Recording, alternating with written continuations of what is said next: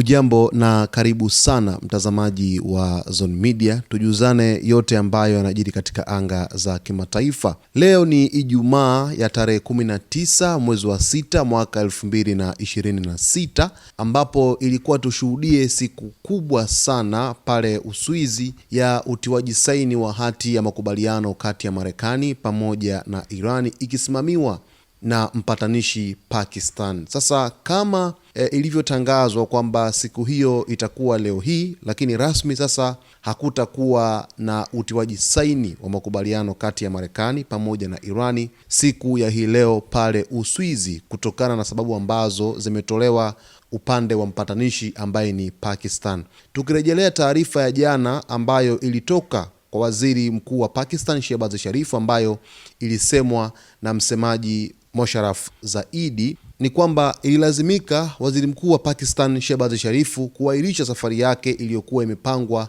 kwenda Uswizi kuhudhuria hafla makubaliano hayo, ambapo taarifa ilisema kwamba safari iliyokuwa imependekezwa imehairishwa kwa kuwa hati ya makubaliano ya Islamabad, yani Islamabad Memorandum of Understanding, tayari imesainiwa kwa njia ya kielektroniki,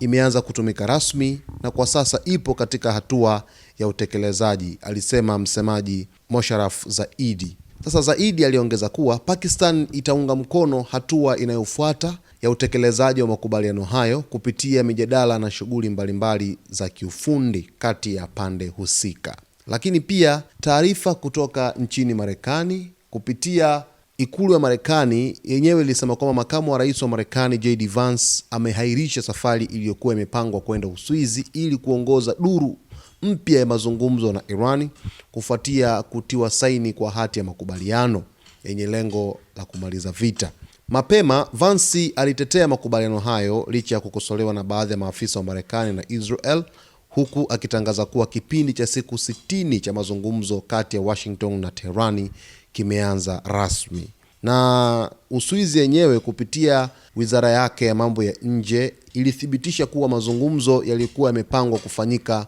leo kati ya Marekani na Irani katika mapumziko ya mlima ya Bergenstock hayatafanyika tena. Na tangazo hilo lilikuja baada tu ya msemaji wa ikulu ya White House Caroline Leavitt kusema kuwa